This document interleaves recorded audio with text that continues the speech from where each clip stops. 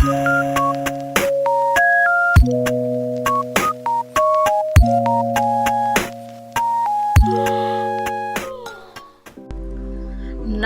Buddhaya Soti Hotu. Apa kabar anak-anak ibu yang baik?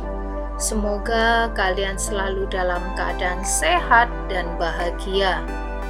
Jumpa kembali dengan Bu Warina dalam pembelajaran pendidikan agama Buddha dan Budi Pekerti kelas 5 dengan materi perumpamaan gitar dan kayu pada masa Pertapa Gotama bertapa. Setelah mengikuti kegiatan pembelajaran ini, diharapkan kalian mampu 1. Menjelaskan perumpamaan gitar. 2.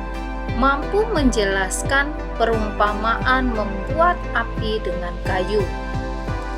Mari ikuti video ini sampai selesai.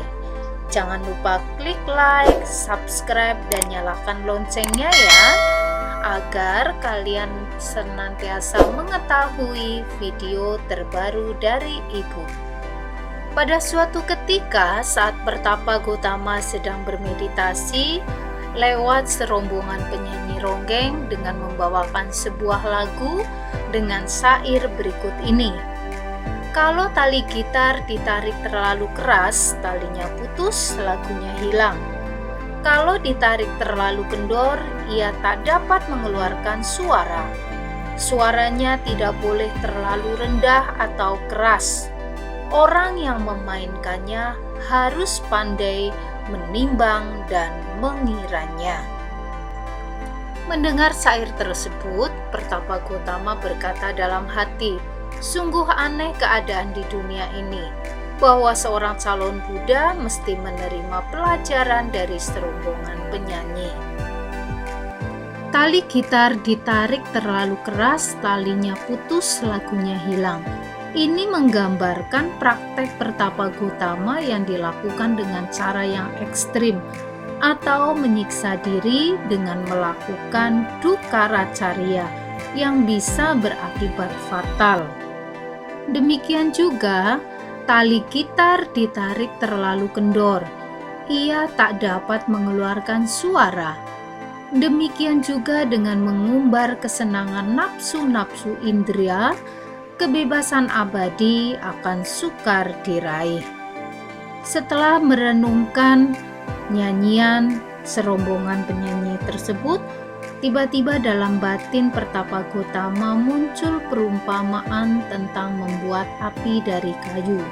Yang pertama, jika seseorang ingin membuat api, dia membawa sepotong kayu yang biasa digunakan untuk membuat api dan sepotong kayu diletakkan di dalam air.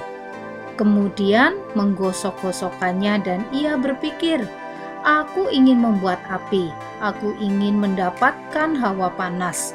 Maka orang ini tidak mungkin dapat membuat api dari kayu yang basah, dan ia hanya akan memperoleh keletihan dan kesedihan. Perumpamaan pertama ini menggambarkan jika para pertapa dan brahmana yang masih terikat kepada kesenangan nafsu-nafsu indera dan batinnya masih ingin menikmatinya, pasti tidak akan berhasil. Perumpamaan kedua adalah jika seseorang ingin membuat api, dia membawa sepotong kayu yang biasa digunakan untuk membuat api, dan sepotong kayu basah diletakkan di tanah yang kering. Kemudian menggosok-gosokkannya dan berpikir, "Aku ingin membuat api, aku ingin mendapatkan hawa panas." Maka orang ini tidak mungkin dapat membuat api dari kayu yang basah, dan ia hanya akan memperoleh keletihan dan kesedihan.